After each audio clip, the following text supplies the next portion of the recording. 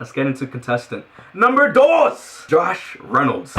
That is my next target that I think the New York Giants could go after. Now, look, he's 25 years old, very young, just like Zay Jones. 6'3", so he's a tall guy. Coming in at 196 pounds, not the biggest. That's okay. He went to Texas A&M for his college years. He got drafted by the Los Angeles Rams in 2017, round 4, pick number 117. So, let's get into some notes about this guy. PFF graded him at a 65.7 in 2020. Now, just like Zay Jones, not a high graded player.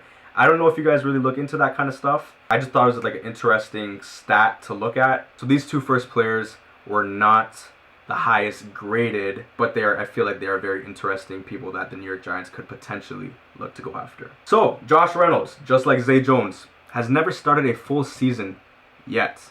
He is another tall, deep threat receiver. He makes some pretty big plays sometimes too. So he has that clutch ability. He is very reliable and catches everything thrown his way. I can't really say everything because the fucking players have drops and shit. I get it, okay? Fuck. But majority of the time, yes, he will come down with the ball and he will make those receptions to get the first down, the touchdown, whatever we need. So let's get into some pros and cons of this player. Josh Reynolds. He is a deep threat receiver. Kind of need that. We need that. He has long strides, and so he can break away from coverage once he gets up to full speed.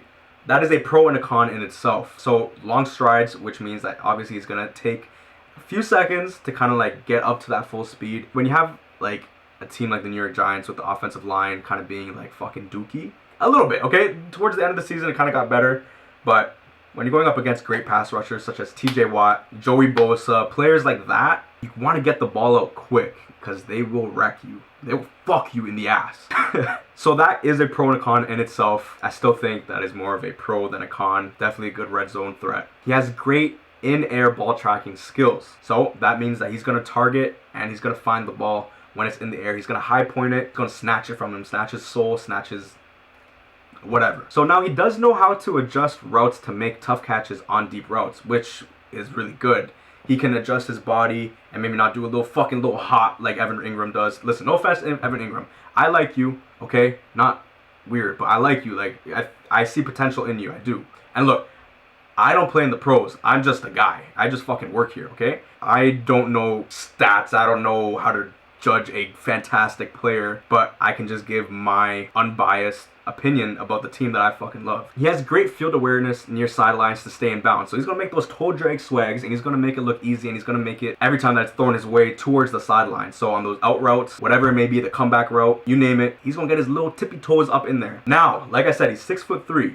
He's a tall guy, but he's pretty lanky. He has long ass arms, so that means he has a huge catch radius. Throw it anywhere near this guy and he's gonna put himself in the position to catch that ball. Now, to go along with those long ass arms, he has strong hands to go with it. He can make those tough catches in contested situations. I like the sounds of that. And like I mentioned before, he knows how to high point the ball and come down with it. So we need that. We need to get that jump right when we need it and get over top of the defender. Now, he is very deceptively shifty after the catch. He won't break many tackles, but he can find space to make plays. Now, let's get into some of the cons. The Shaka cons. Like I said earlier about the backhanded compliment, he is a long strider, so it's going to take some time to get to that full speed. I'm not too sure how much they would use him as that speedy deep threat because he's not exactly that. It will be very interesting to see if we keep Garrett and how Garrett will shift his play style and his play calling towards the team that we may potentially have. I'm excited for that, but that will be for another video.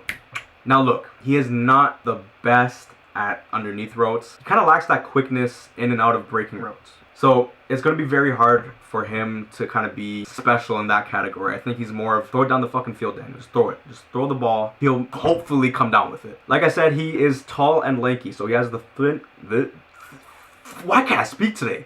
He has the thin frame, so he could get fucking bodied at the line of scrimmage. He also has struggled separating against strong corners at times. So, like I said, when he gets jammed up, it'll be hard for him to kind of recover and kind of break past that and do something with it. So it's kind of I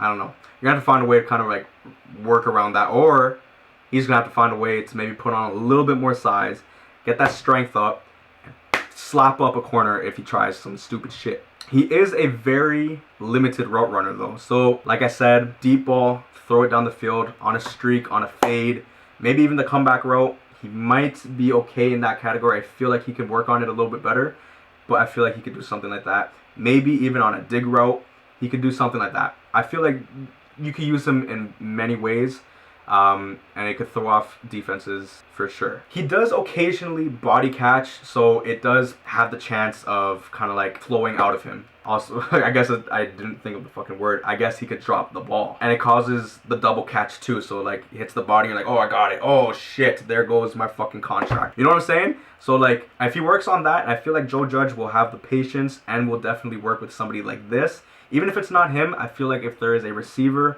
that we have on the team, whether it be in free agency or the NFL draft, if we get a receiver kind of like that who does the body catches, Joe Judge will definitely correct it. I guess we gotta kind of see, right?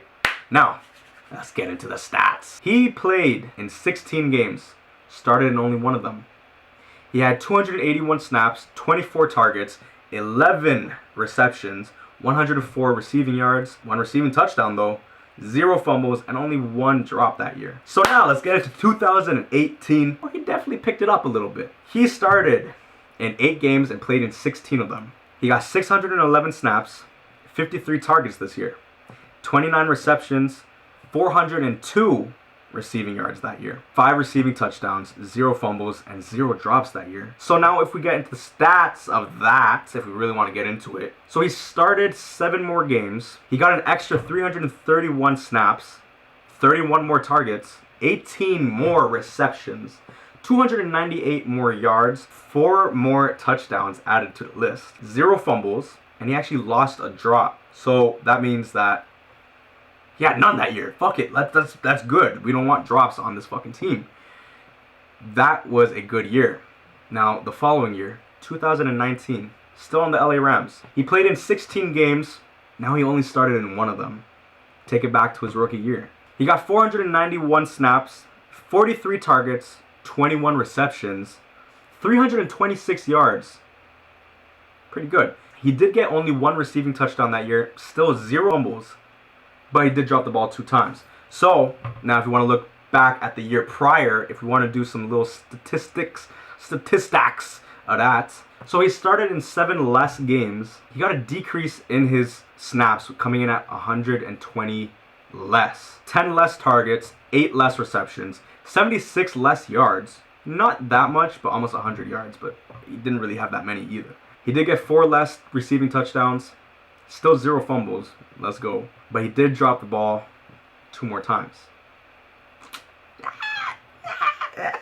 Okay. Now, this wasn't his best year, like I said. Not his best year. Now, if we want to go to his best year, it would be the 2020 season. Started in 5 games, played in 16 of them. Okay. Not as much as his second year, where he started in 8 of them, but still an increase from the third year. He had 803 snaps. Pretty good. That was his most out of his career thus far. He was targeted 81 times, the most in his career. 52 receptions, the most in his career. 618 receiving yards. Can you say it with me? The most in his career. 2 receiving touchdowns, second most out of his career. He did finally fumble the ball, but 2 times this time. And he did have 2 drops. So now, he started in 4 more games. He got 310 more snaps than the year prior. He got 38 more targets, 31 more receptions, 292 more yards. He did get an increase in 1 receiving touchdown. Woo, let's go. But he also did cough up the ball twice. We can work on that. And he still had 2 drops as the year prior, so that didn't change.